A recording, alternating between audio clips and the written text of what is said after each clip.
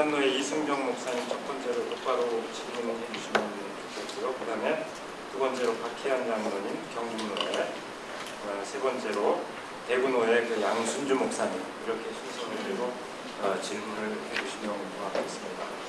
먼저 그 이승정 목사님 이야기하신 한쪽에서는 우리 교단이 NCC나 연합운동에 실패했다고 말씀하셨는데 제가 부산에서 WCC 준비원에 있는데 서름을 겪고 있습니다. 가장 큰 서름이 물량주의 통합적에 밀리고 있거든요. 이 물량주의를 가지고 계속 밀어붙이는 통합적 횡포는 부산뿐만 아니고 제가 거기에 있어서 참여했는데 전국에서도 마찬가지입니다.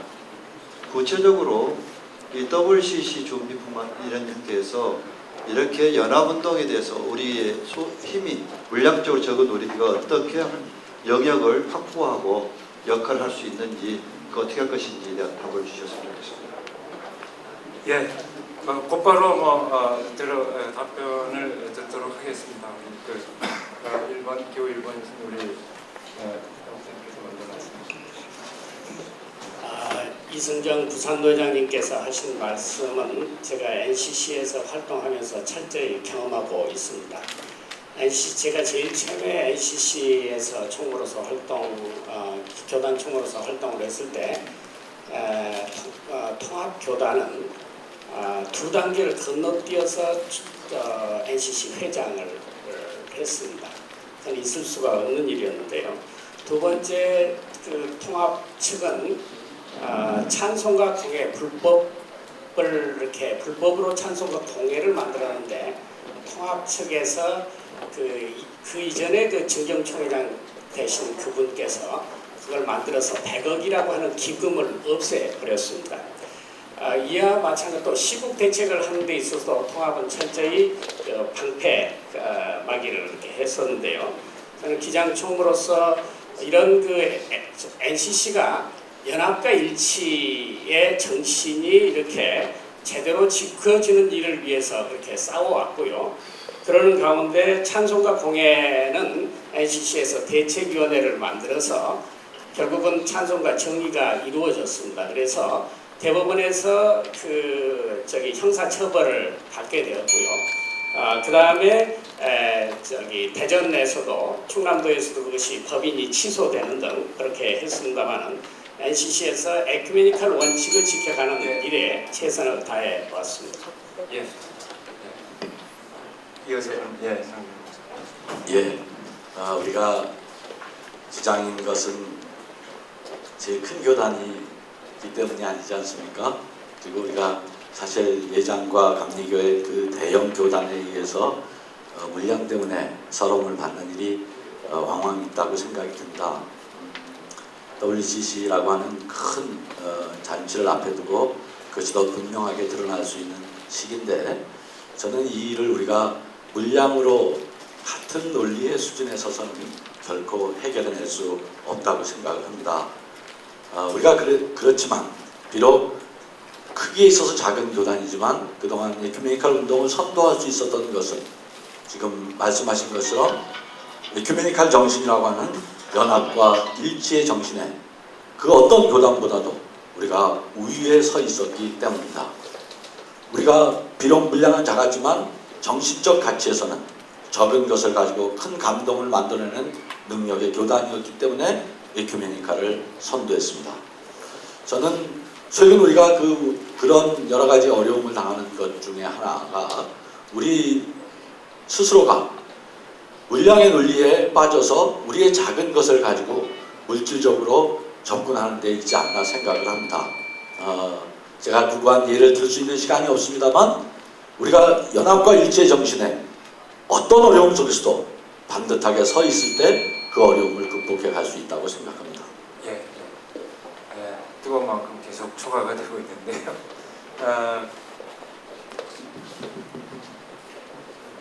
경북노회 평화동교회 박희환 장로입니다.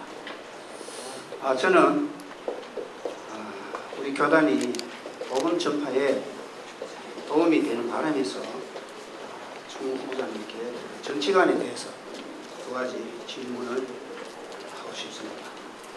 첫째, 제주도 강정마을 해군기지 반대 한상열 목사님 방북 사건과 이명박 정권에 대한 견해를 말씀해 주시기 바랍니다.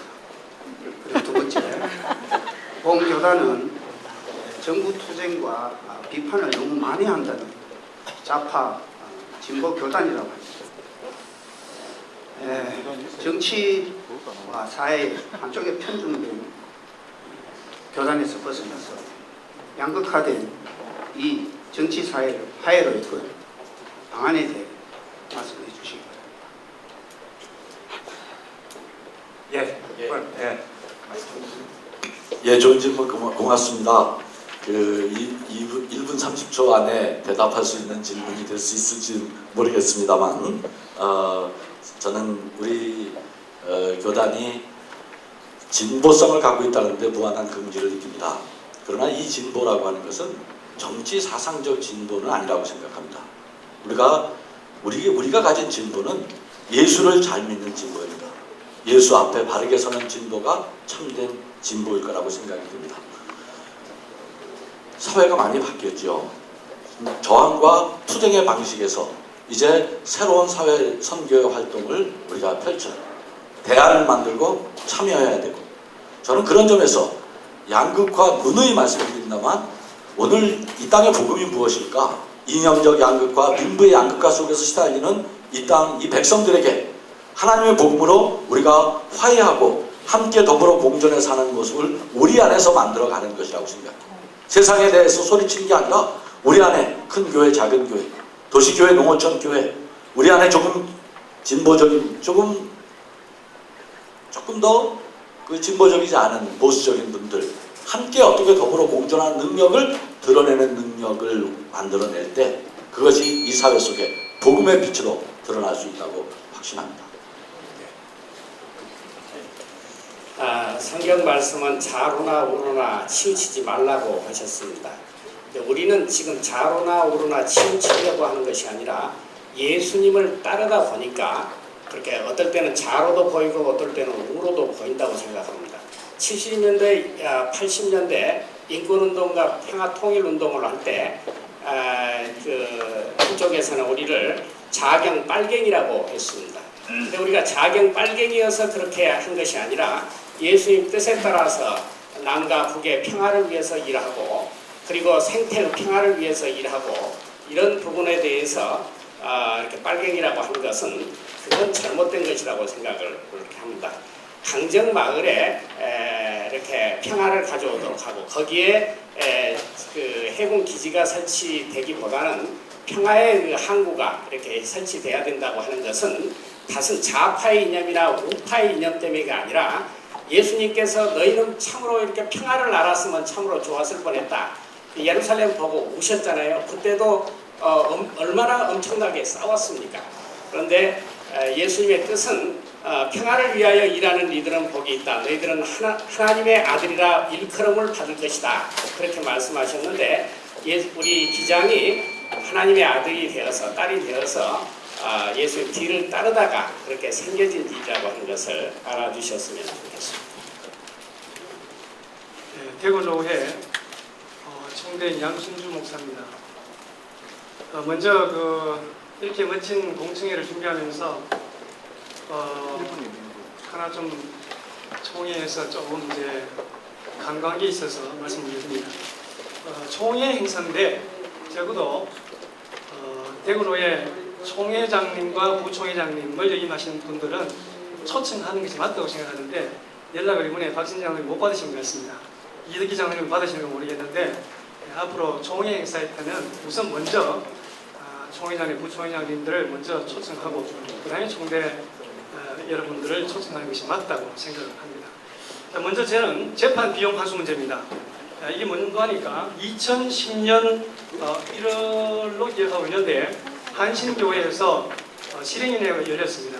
그 실행위원회에서 정경 총회장이셨던 임명규 목사님과 총무 윤길수 목사님 재판 비용으로 5,500만 원을 지불하기로 기를 했습니다. 그때 제가 개인의 어떤 이 범죄 사실에 총회가 재산을 공금을 쓰는 것은 불법이라고 누누이 이야기했는데도 총회가 최종 결의하면 된다고 이야기해서 결국 이게 이제 재판을 갔습니다. 재판을 갔는데 2012년 올 6월 14일에 대법원 최종 판결이 났습니다.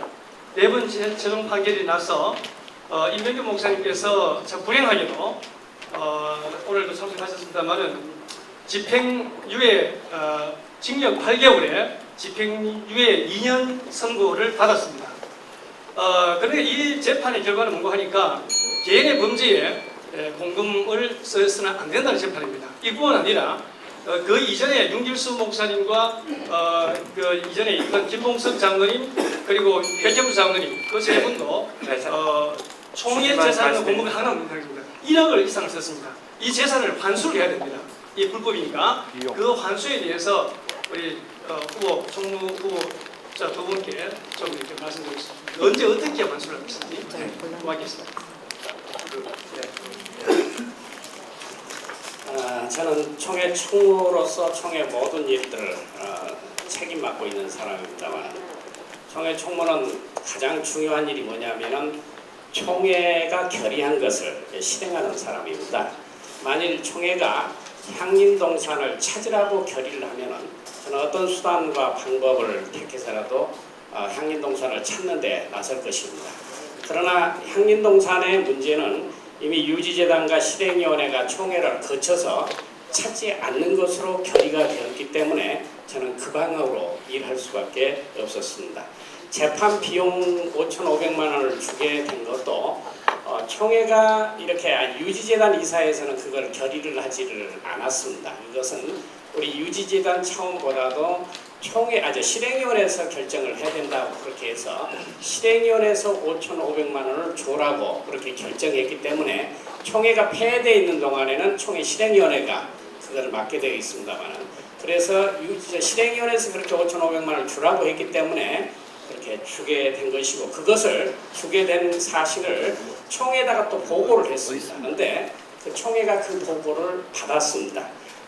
그렇기 때문에 그 부분은 저는 총무로서 총회가 결의한 것을 이렇게 이행했다는 것을 널리 해랑해 주시기 바랍니다. 네, 예, 그 5,500만 원 지금 질문 받은 얘기는 제가 구체적인 액수나 사실관계를 더 찬찬히 살펴봐야 된다고 생각이 듭니다. 제가 정확한 경영관련 것들을 알고 있지는 않습니다만 다시 찾을 수 있는 길이 있는지 방법을 찾아볼 수 있을 것 같고요. 그것이 개인의 어떤 판단이나 개인의 기존을 가지고 집행된 것이 아니라고 한다면 적법한 과정과 절차를 거쳐서 그것이 총회가 될지 실행위가 될지 찾아봐야 되겠습니다만 그 과정을 거쳐서 접근해야 되지 않을까 그렇게 생각을 합니다. 우리 기장의 역사 속에서 이 영남 지역은 매우 중요한 위치를 가지고 있습니다. 역사적으로 기장의 출발이라고 할 수 있는 제38 총회가 대구에서 대구 서문교에 개최되었고 훌륭한 영적인 산맥의 훌륭한 목사님들, 장로님들이 영남에서 이렇게 계셨습니다. 우리 송창근 목사님을 비롯해서 김정준 목사님, 김삼수 목사님 비롯한 최성무 목사님, 박형규 목사님, 임명규 목사님, 박재석 그렇게 정경총회장님, 박성민 장로님, 이덕기 장로님 이르기까지 많습니다만은 그런데도 불구하고 우리 현재 영남 지역은 우리 기장의 선교가 매우 열악한 상황 속에 있습니다만은 우리 정진우 목사님께서는 우리 영남 지역의 선교를 보다 활성화시킬 수 있는 그런 방안이 무엇이라고 생각하십니까? 진짜 어려운 문제입니다. 왜 그러냐면요. 사실은 기장만이 아니라 영남 지역은 우리 대한민국에서 기독교 선교율이 가장 낮은 지역입니다. 우리가 평균 기독교가 20%가 그러고요. 그런데 전북 지역 같은 경우는 통계해 보면 37% 이렇게 나오는데요.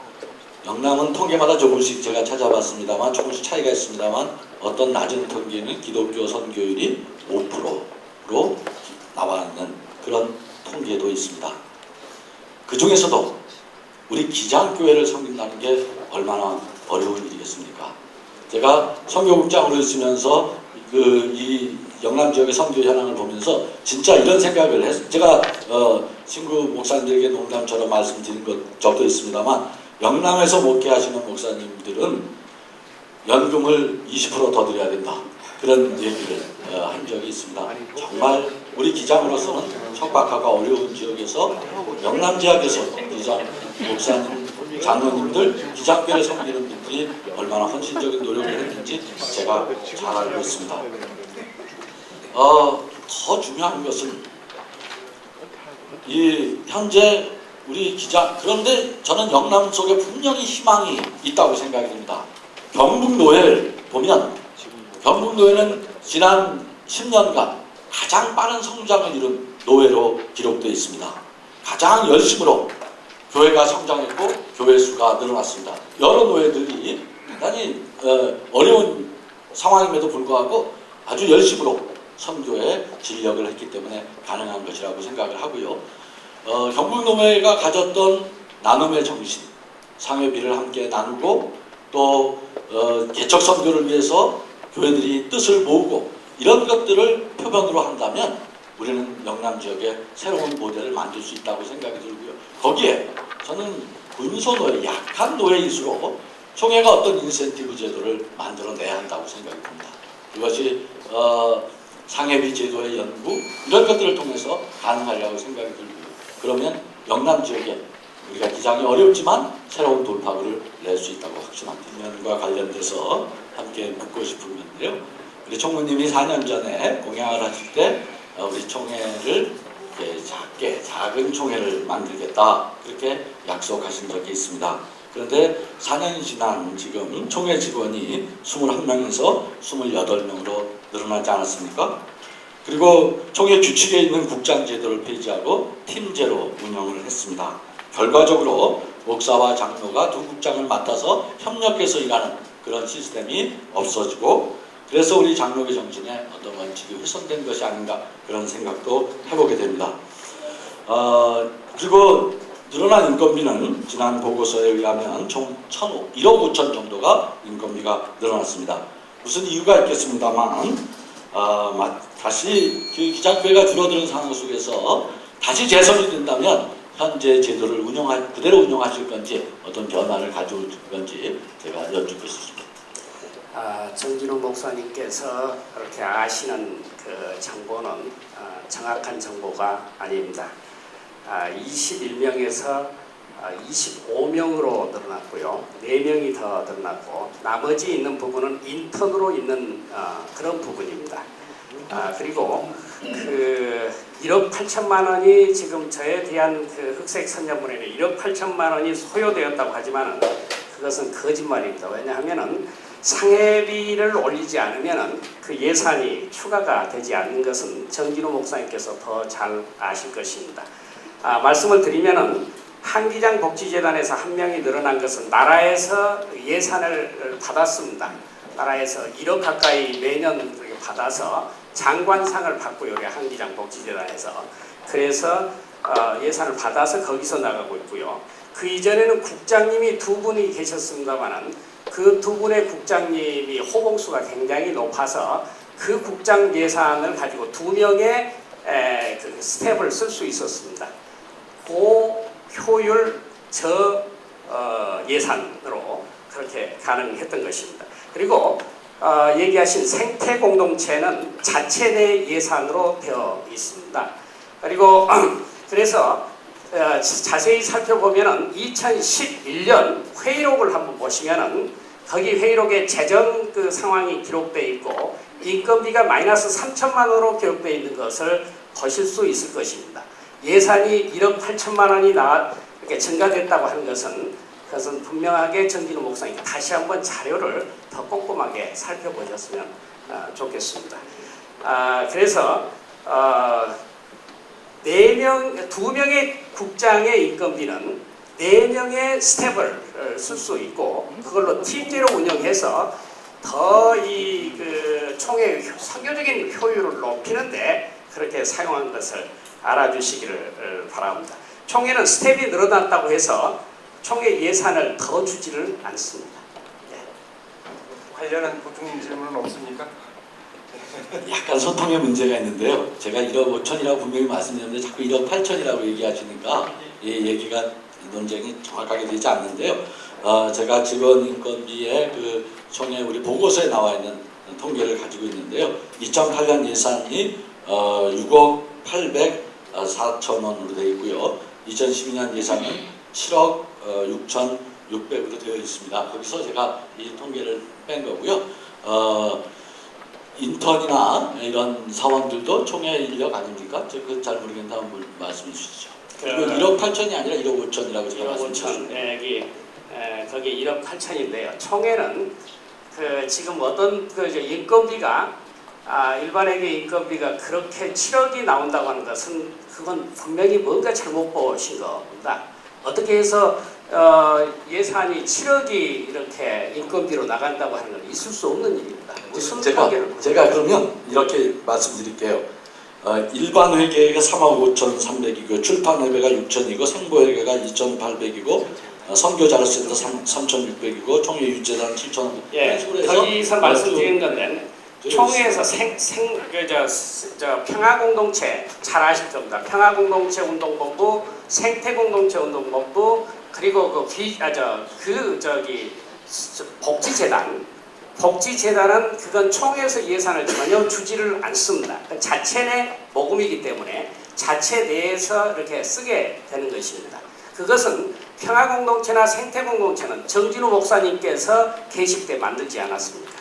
이 문제 지금 이 문제는 이 정도 마감을 하겠습니다. 보충 아카데미 하우스 영업이익과 배당이 급격히 주는 것을 많은 분들이 걱정하고 있습니다. 당연히 경비를 줄여야 하는 것이 맞겠지요.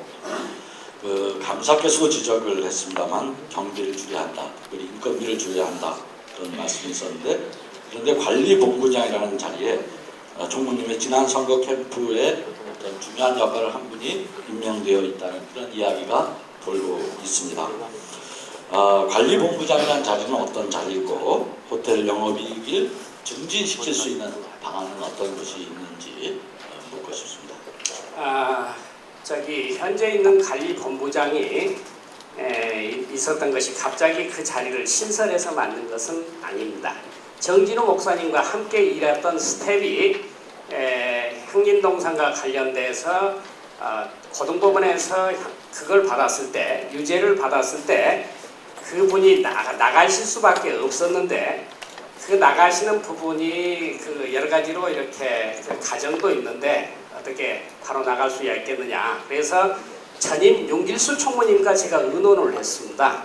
해가지고 그쪽에 있는 아카데미에다가 한 자리를 이미 이렇게 되어 있는 부분을 신설을 해서 그 자리에 그분이 가셨던 것입니다. 만일 문제를 제기를 하신다면은 그 장로님을 정진우 목사님과 함께 있었던 분을 거기다가 놨을 때 그때 문제를 제기했어야 옳습니다. 근데 지금 계시는 분은 그분이 남신도의 총무로 가시고 난 다음에 그 공석에 들어온 것입니다. 그리고 그 전임에 있었던 본부장보다도 지금 현재 있는 본부장은 열심히 일했습니다. 그래서 지금 이익의 포인트, 마케팅을 열심히 해서 공격적 마케팅을 해서 이익의 포인트를 그분이 그 전에 계시던 것보다도 80% 더 하셨습니다. 그렇게 했는데 왜 영업이익 포인트가 떨어졌느냐 하는 것은 지난번에 제가 설명을 했습니다마는 그때 그 윤길수 총무님께서 계셨을 때 9억 6천만 원을 빌리셨는데 제가 그 유지재단 총무로 있으면서 7억 7천만 원을 갚았습니다. 그 갚은 것을 아마 정진호 목사님도 잘 아실 겁니다. 그리고 그 갚아 나가고 왜냐하면 윤길수 목사님 계실 때는 거치만 했지 상환은 저부터 했습니다. 그 다음에 아카데미는 뭐가 있느냐면은 우리 유지재단 이사장님도 계십니다만은 너무 50년 된 건물이므로 굉장히 그 엘리베이터도 고장나고 뭐 이렇게 여러 가지가 고장나서 거기에서 소요되는 비용이 또 한 3억 그렇게 되어졌던 것이죠. 그래서 7억 7천하고 3억 하니까 거의 10억을 제가 갚아가면서도 그래도 이익을 어느 정도 내면서 했다고 하는 것은 저한테 좀 박수를 쳐주셔야 할 일 같습니다.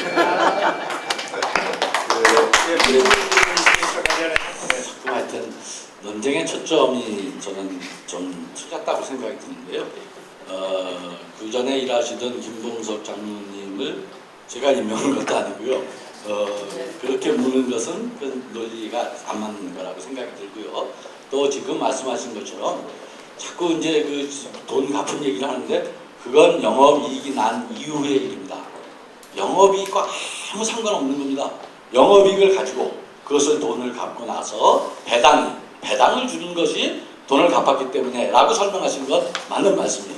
영업이익은 돈 갚기 전에 순수하게 호텔이 운영을 해서 영업 수입을 내고 그것에서 비용을 제한 돈이 준다는 게 문제가 있는데 그 부분 해명을 엉뚱한 걸 갖다 붙여서 하시면 그거는 올바른 책임의 태도가 아니라고 이 부분은 제가 한마디만 더 하겠습니다. HTC를 그 호텔을 운영하는 중에서는 HTC 그 유지재단이 그 60% 이상의 지분을 가지고 있고 30% 이상 지분을 가지고 있는 게 여신도회입니다.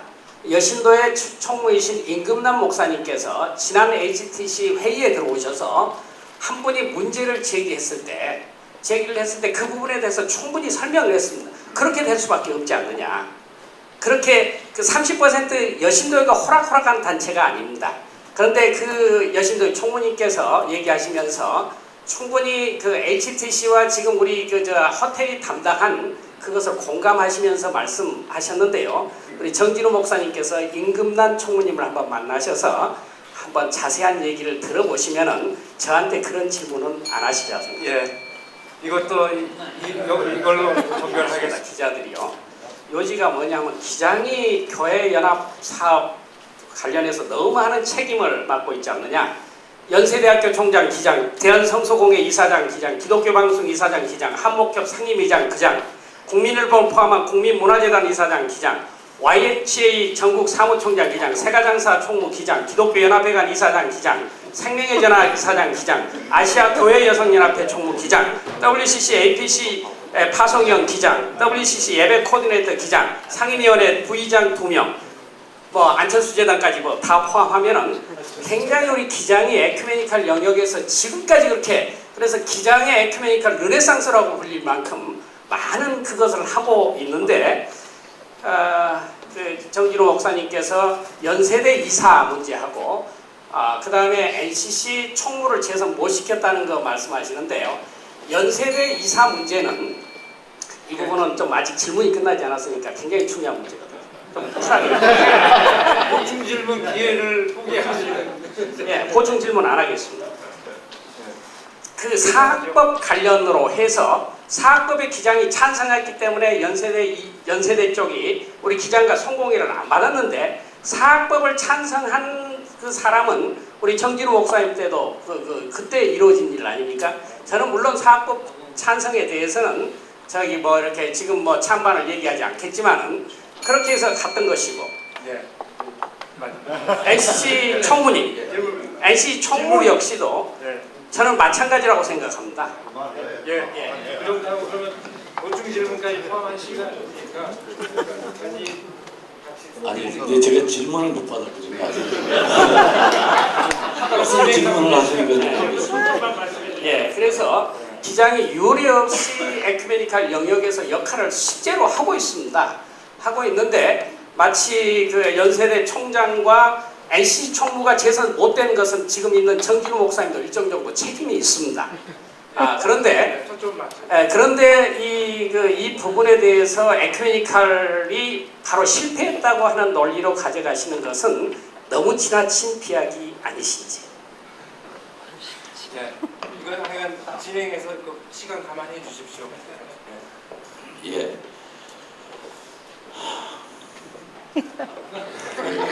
이테크니컬 리더십에 우리가 여러 가지 역할을 하고 있는 것도 것도 사실이고 그런 이름을 대면 예장과 감리교나 성결교도 반세 이름을 댈 수 있습니다. 그렇지 않습니까? 어디가 무슨 자리 하고 있다는 것이 그게 중요한 게 아니죠. 저는 진지해져야 된다고 생각해요. 우리가 문제를 누구를 공격하는 게 중요한 것이 아니라 문제를 정확하게 대면해서 우리 기장을 에큐메니칼에서 자랑스러운 교단으로 만드는 것이 중요한 것이 아닐까요? 그런 생각을 합니다. 에큐메니칼에서 오랜 관행 전통이 있지 않습니까? 에큐메니칼에 수천 개, 수만 개 단체가 있어요. 그러나 그 중에서 NC 총무, CLS 기독교사회 사장, CBS 기독교 방송 사장, 예장, 기장, 감리교, 세교단이 나누어가는 전통 다 아는 거 아닙니까?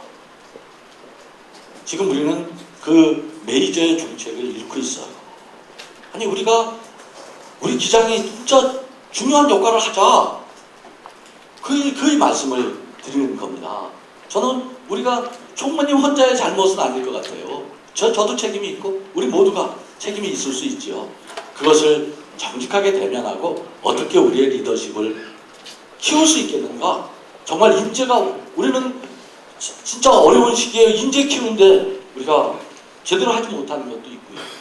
뒤처진 부분이 우리한테 있지 않습니까? 사람도 키워야 되고 정말 할 일이 많은데 우리가 무엇을 많이 했다고 나열식으로 그런 방식으로 이 문제가 극복될 수는 없다고 생각이 듭니다. 그런 점에서 우리가 더 많은 에큐메니칼을 위한 기도와 또 노력과 우리의 어떤 실력을 배양하는 그런 노력을 기울였으면 좋겠다고 생각합니다. 예, 문제에 대해서 저는 다가오는 대선은 굉장히 중요하다고 생각을 합니다. 21세기에 어떤 정신과 어떤 철학을 가진 이가 대통령이 되느냐에 따라서 이 한반도의 향방이 어떻게 가느냐가 달려있다고 봅니다. 저는 개별적으로 한 특정 정당이나 특정인을 이렇게 누굴 지지하는 것이 아니라 남과 북이 서로 상생하고 서로 가깝게 할 수 있는 지도자 1% 99% 격차로 인해서 소외되고 이렇게 눈물을 흘리지 않게 하는 그런 지도자, 환경과 생태를 조금이라도 더 아름답게 살리는 지도자, 국민에게 소망과 비전을 이렇게 심어주는 지도자가 되도록 대통령이 되도록 기도하는 일도 우리 하나님의 선교를 위해서 우리가 해야 할 바라고 생각을 합니다. 지금 우리 정진우 목사님께서 심호하시는 서울제일교회는 잠정적인 대통령 후보가 집사님으로 재직하고 있습니다만 앞으로 총무가 되신다면 기장이 대선에 어떻게 참여하실 그런 예정입니다.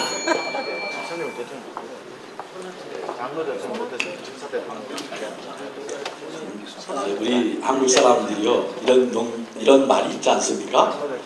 아무리 가까운 사람에도 하지 말아야 할 이야기는 정치 얘기랑 프로야구 얘기는 하지 말아야 그런 말인데 참 민감하고 조심스럽습니다. 저도 지금 말씀하신 것처럼 현재 잠정적인 대권 후보가 우리 교회 한 교인으로 있는 마당이지만 저는 특정 후보를 지지해서는 안 된다고 생각이 들어요. 대단히 조심스럽게 접근을 해야 된다고 생각이 들고요. 그리고 저는 선거라는 것이 나쁜 것, 그러니까 갈등을 유발하는 선거는 이제 한국 사회에서 과거 이야기라고 생각해요. 선거는 민주주의의 꽃이, 선거는 민주주의의 축제의 마당, 갈등을 해결하는 마당이 되어야 한다고 생각이 들어요. 서로 다름을 인정할 수 있어야 되고 그 일을 위해서 교회가 어떤 역할을 했으면 좋겠다고 생각이 들고요. 저는 세 가지 과제가 이번 대선 나라를 위해서 우리가 기도하자. 그리고 적극적으로 참여해서 새로운 우리 참여의 전통을 만들자. 그리고 공정하고 깨끗한 선거 문화가 정착될 수 있도록 크리스찬의 역할을 하자. 그 수준에서 우리가 할 수 있다면 우리가 어떤 것보다도 소중한 교회로서의 자기 책임과 역할을 할 수 있지 않을까 그렇게 생각을 합니다. 예, 이건 뭐 총무 재임 중에 2015 운동에 많은 노력을 기울이신 걸로 알고 있습니다. 근데 이제 참 교회가 안타깝게도 그 생각만큼 무럭무럭 자라나지 않는다는 게 우리 목사님 장로님 우리 모두의 아픔이고 고민이지 않습니까? 재임 중에 교회 증감수의 변화는 어떻게 되셨고 교인 수가 어떻게 변화했는지 혹시 아시면 말씀을 해주시고요.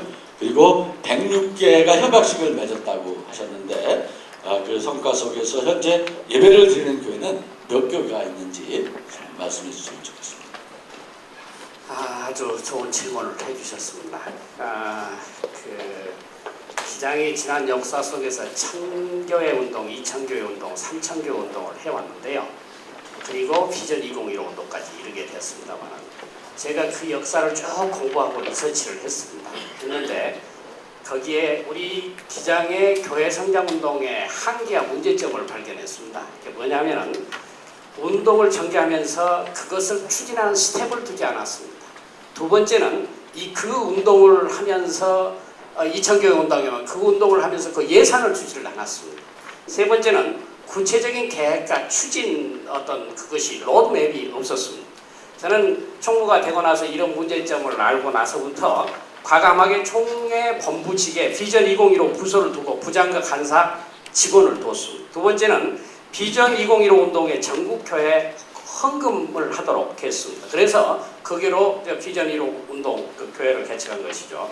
세 번째는 구체적인 계획을 세우고 작년 총회 우리 여기 김종성 총회장님 계십니다만 싹싹 24개 노회를 돌아다니면서 2015년까지 106개 교회를 협약하자고 하는 그 일은 정말 아주 초유의 일이었다고 생각을 합니다. 한 개 교회를 세워보니까 부산교회 베델교회, 김해 베델교회 세우니까 6억 들어가더라고요. 그럼 106개면은 한 600억 정도의 이제 재산적인 가치가 있는데 이걸로 인해서 지금 각 노회와 교회는 교회를 세우자고 하는 붐이 이렇게 있게 되었고요. 우리 김정성 총회장님은 기장의 기장교회를 세우시겠다고 했고 지금 그 교회가 구체적으로 진행되어 있는 그것이 17개 교회입니다. 그리고 특별히 우리 지금 비전 2015 운동 부서에는 어떻게 강조하냐면은 서울로에서 사약을 했다고 해도 협약을 했다고 서울로에도 짓지 말자. 그 한 60억 내지 70억 들어가니까 우리 교단교회가 연약한 영남 지역에 영남 4개 지역과 강원과 제주 지역에 이렇게 짓도록 하자. 그렇게 유도를 하고 있습니다. 그래서 지금 서울 북로에는 어디를 지으려고 하냐면 제주 강정마을에 하나 지으려고 하고 있고 여기 영남 지역에 지으려고 하는 교회들이 이제 꽤 많아지기 시작을 했습니다. 기뻐해 주시고 기도해 주시기 바랍니다. 네, 하나만 제가 106개의 협약식 중에 17개의 교회가 예배를 드리고 있는 겁니까? 그러니까 지금 예배를 드리고 있는 교회는 7개 교회입니다.